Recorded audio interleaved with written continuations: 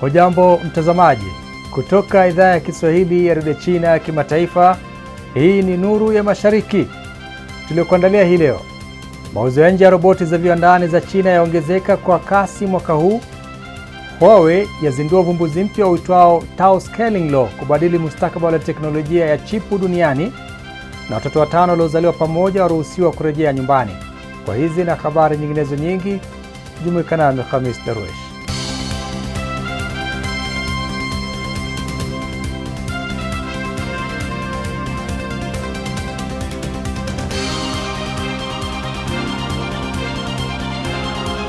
Kampuni kubwa ya teknolojia nchini China, Huawei, Jumatatu ilitangaza uvumbuzi mpya uitwao Tau Scaling Law, hatua inayotajwa kuwa mafanikio makubwa yanayoweza kubadilisha mfumo wa maendeleo ya chipu za kompyuta uliotumika kwa miongo kadhaa duniani. Jacob Mogoa anaripoti. Tangazo hilo lililotolewa na Ha Tingbo, mjumbe wa bodi ya Huawei na rais wa kitengo cha biashara ya semiconductor cha kampuni hiyo, wakati wa mkutano wa kimataifa wa mwaka huu wa taasisi ya uhandisi wa umeme na elektroniki kuhusu mifumo ya saketi na teknolojia uliofanyika mjini Shanghai. Kwa miaka mingi maendeleo ya chipu yamekuwa yakitegemea Moore's Law, mfumo unaoboresha uwezo wa chipu kwa kupunguza ukubwa wa transistor. Hata hivyo, teknolojia hiyo sasa inakabiliwa na changamoto kubwa. Kupitia Tau Scaling Law, Huawei inapendekeza mbinu mpya inayojikita katika time scaling badala ya kupunguza ukubwa wa vifaa.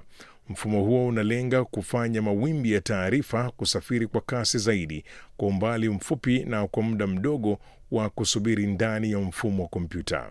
Tuliona kuwa teknolojia ya time scaling inaweza kutoa faida kubwa katika vifaa, saketi, chipu na mifumo. Chipu ya simu ya Kirin 2026 itaingia sokoni baadaye mwaka huu. Hii inaashiria utekelezaji wetu wa kwanza wenye mafanikio wa logic folding. Baada ya tangazo hilo, hisa za kampuni za utengenezaji wa chipu katika soko la hisa la China zilipanda kwa kasi siku ya Jumatatu. China imeshuhudia ongezeko kubwa la mauzo ya nje ya roboti za viwandani mwaka huu, huku kiwango cha mauzo ya mwezi Aprili kikizidi roboti 25,000. Hii ni kulingana na takwimu kutoka utawala mkuu wa forodha wa China. Kwa mengi zaidi, huyu hapa Tom Wanjala. Takwimu rasmi zinaonyesha kwamba mauzo ya nje ya roboti za kisasa zinazotembea zinazozalishwa nchini humo yanaongezeka kwa kasi. Kwa upande wa masoko ya nje, sekta zilizokomaa za biashara mtandaoni, rejareja na usafirishaji wa bidhaa za kampuni nyingine barani Ulaya, Marekani na eneo la Asia Pasifiki zina uhitaji mkubwa wa matumizi ya teknolojia ya kiotomatiki kwenye maghala, huku wateja wakionyesha utayari wa kugharamia teknolojia hiyo. Wakati huo huo, masoko yanayoibukia kama yale ya Asia ya Kusini Mashariki na Mashariki ya Kati nayo yanatoa fursa kubwa za biashara kutokana na mahitaji ya miundombinu ya kiotomatiki. In the first 4 months of this year, Shenzhen's robotics industry accelerated its expansion into overseas markets, with products sold to more than 100 countries and regions worldwide. Exports reached 430 million yuan, about $63.38 million, a year-on-year increase of 21.1%. Mbali na ukuaji wa haraka wa soko la roboti za viwandani zinazotembea, roboti zinazofanana na binadamu pia zinaanza kuwa sehemu ya maisha ya kila siku. Hali hii inachochea mahitaji makubwa ya wataalamu wenye ujuzi maalum, hasa wale wenye utaalamu wa taaluma mbalimbali. In our team, we have people who studied computer science and mathematics, and even some who previously studied biology and were able to apply their knowledge to robotics. Hivi karibuni, Wizara ya Elimu ya China ilitoa orodha ya kozi za shahada ya kwanza kwa vyuo na vyuo vikuu, huku ikiviunga mkono vyuo vikuu 9 kuanzisha programu mpya za akili jumuishi ili kuimarisha muunganiko wa kina kati ya AI ya kizazi kijacho na vilevile uchumi halisi, pamoja na kusaidia maendeleo bora ya kiuchumi na kijamii. Meli ya mafunzo ya jeshi la wanamaji la Indonesia KRI Bima Suci imewasili mjini Shanghai nchini China kwa ziara ya kirafiki ya siku 4 inayolenga kuimarisha ushirikiano kati ya majeshi ya wanamaji ya mataifa hayo mawili. Simi Wanjala anakamilisha taarifa hiyo. Meli hii iliwasili Shanghai Jumatatu mchana na kutia nanga katika bandari ya kijeshi ikiwa imesindikizwa na manowari nyepesi ya jeshi la wanamaji la China Tai'an 616. Kwa mujibu wa jeshi la China, wakati wa ziara hiyo mabaharia wa China na Indonesia watatembeleana ndani ya meli zao, kufanya hafla za mapokezi pamoja na kushiriki shughuli za kitamaduni pamoja na michezo. Bendi ya kijeshi iliyopo ndani ya meli ya KRI Bima Suchi pia inatarajiwa kutumbuiza katika eneo maarufu la Bund mjini Shanghai. Hii ni mara ya 3 kwa meli hii kutembelea Shanghai. KRI Bima Suchi ndiyo meli kubwa zaidi ya mafunzo ya meli za matanga, yani sails, katika jeshi la wanamaji la Indonesia. Ina urefu wa mita 111, upana wa mita 13 na uzito wa tani 2346. Meli hii ina jumla ya matanga almaarufu sails 26 na mnara mkuu wenye urefu wa mita 53, huku kasi yake usafiri baharini ikifikia mafundo 15. Tamasha la kusherehekea utamaduni wa uwindaji kwa kutumia mwewe na urithi wa kienyeji limevutia wasafiri kutoka sehemu mbalimbali mwishoni mwa wiki hii katika kaunti ya Akchi, kaskazini magharibi mwa mkoa unaojiendesha wa Xinjiang Uyghur nchini China, kupitia maandamano ya kitamaduni na maonesho ya jadi. Hii hapa ripoti niliyoiandaa. Kaunti ya Akji inajulikana sana kama makazi ya utamaduni wa uwindaji kwa kutumia mwewe, pamoja na kuwa eneo muhimu la kuhifadhi na kurithisha mbinu za uwindaji huo za jamii ya Kikirgiz. Tamasha hilo lililofanyika kuanzia Jumamosi hadi Jumatatu lilizindua rasmi msimu wa 4 wa utamaduni wa utalii wa mwewe. Sherehe ya ufunguzi ilijumuisha maandamano ya vikundi 13 vya mada mbalimbali, kila kimoja kikionyesha sehemu tofauti ya utamaduni wa eneo hilo.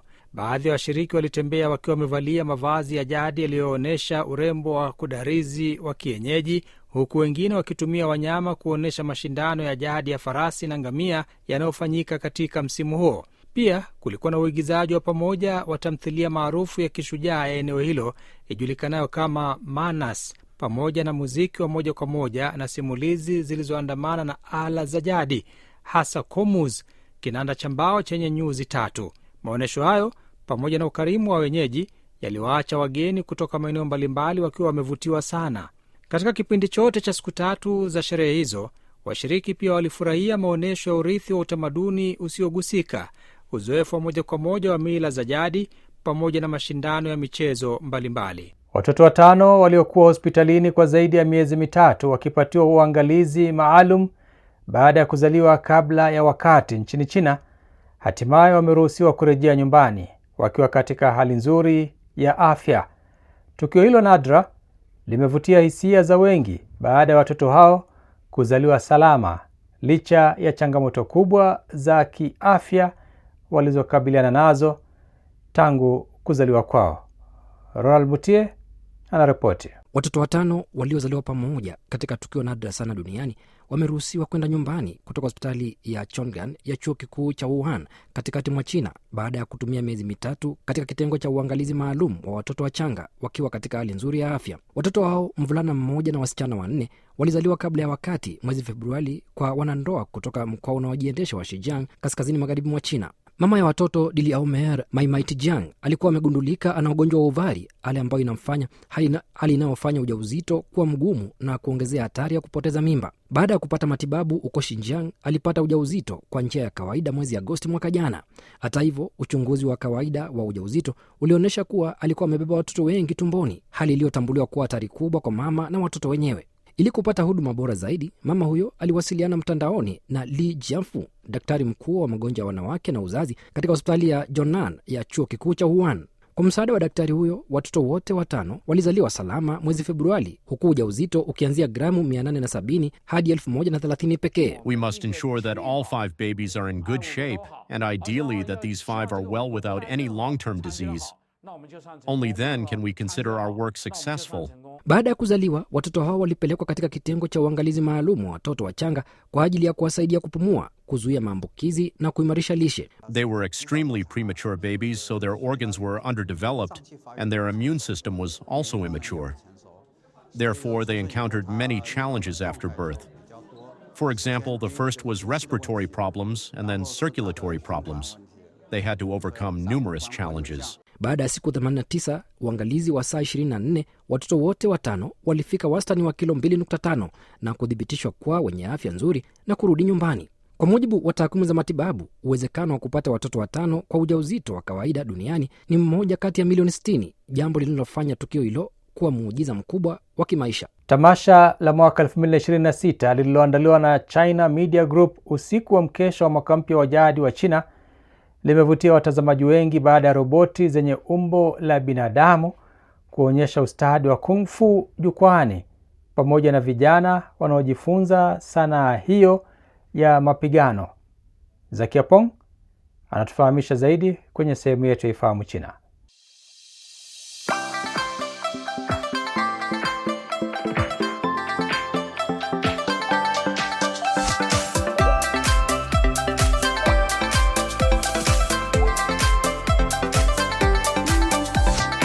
Mambo na karibu katika kipindi cha Ifahamu China. Mimi ni Zakia Peng.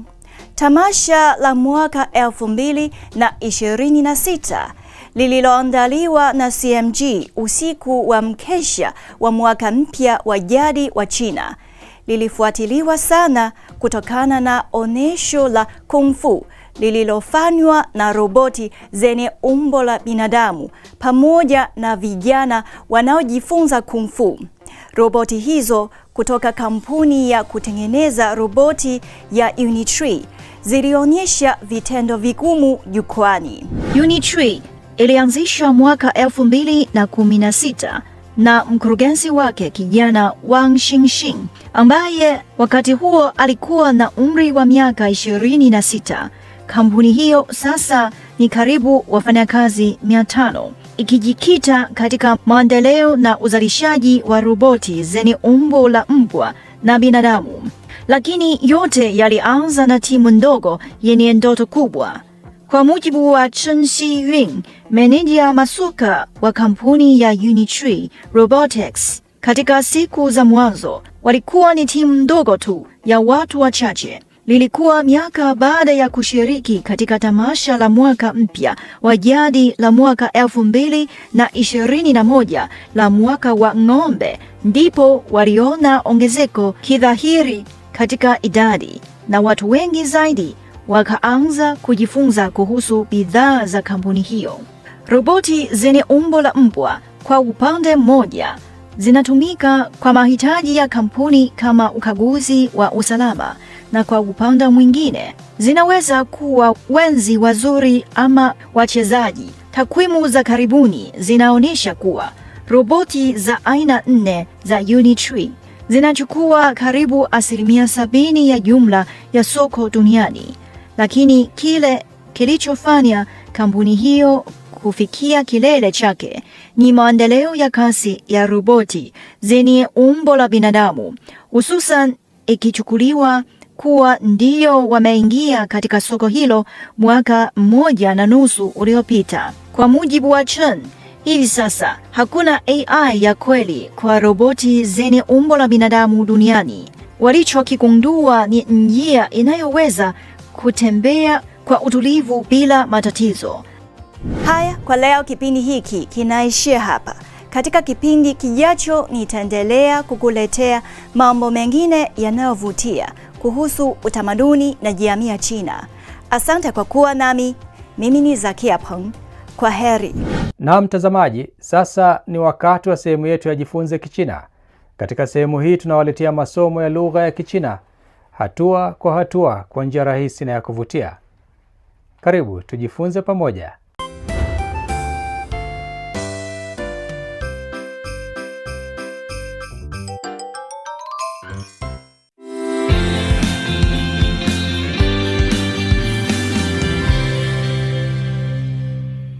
Di 9课今天星期几?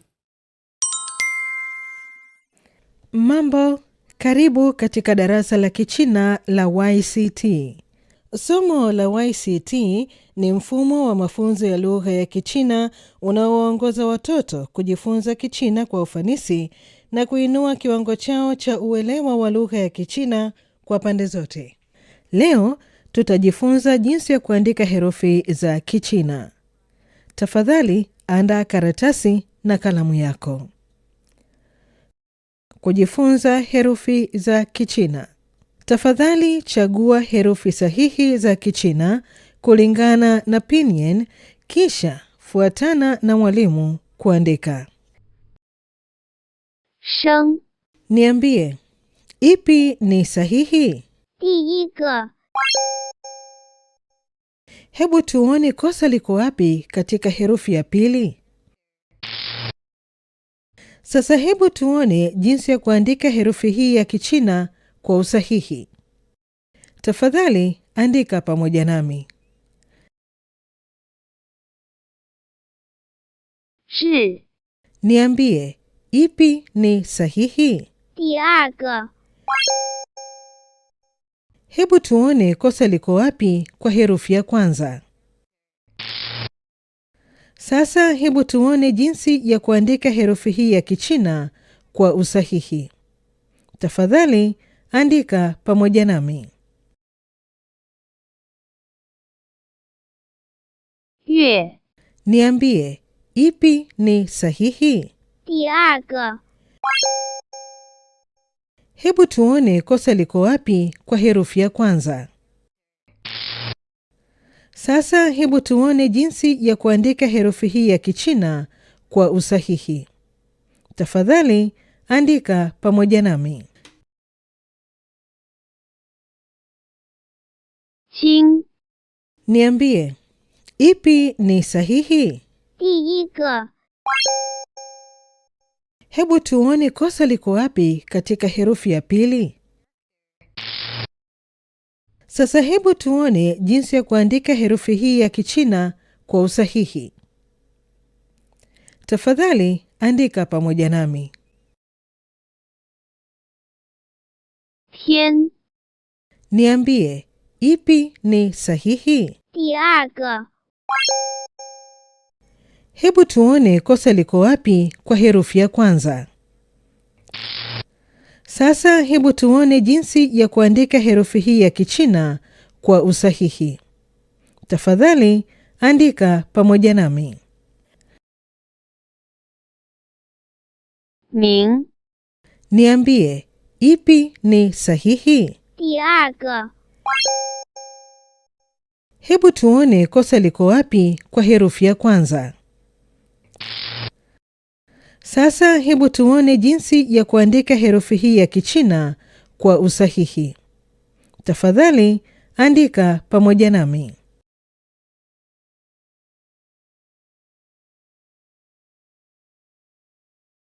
Tafadhali sikiliza rekodi na uchague jibu sahihi. Niambie, ipi ni sahihi? 第二个日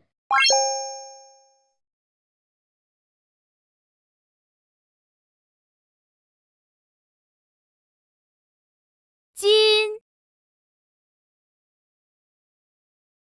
第一个金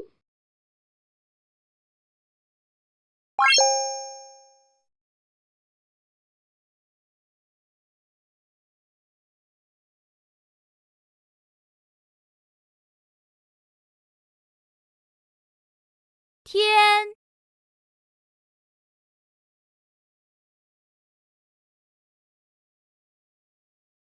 第二个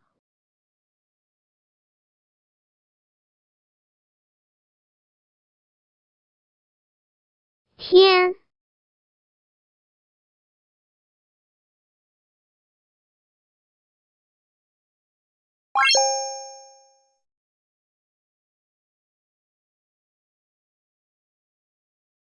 星第一个星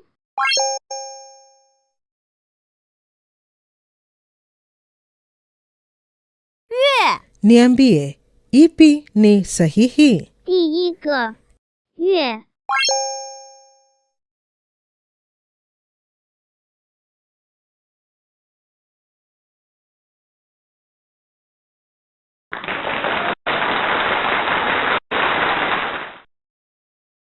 Kazi ya kufanya nyumbani ya leo ni kuandika herufi za Kichina. Na kesho tutaendelea kujifunza Kichina. 再见 Naam, ni hulka ya kimaumbile kwamba kila kilicho na mwanzo hakikosi kuwa na mwisho wake. Na kufikia hapa, mtazamaji, sina la ziada ila kuhitimisha kipindi cha Nuru ya Mashariki kwa siku ya leo.